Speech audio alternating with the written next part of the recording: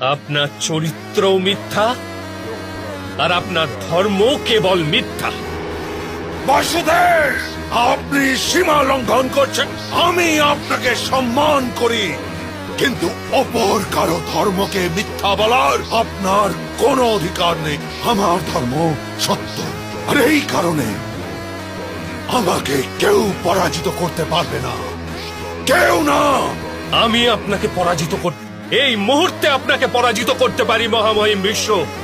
আমার রোষানল বৃদ্ধি করে হেন কার্য করবেন না।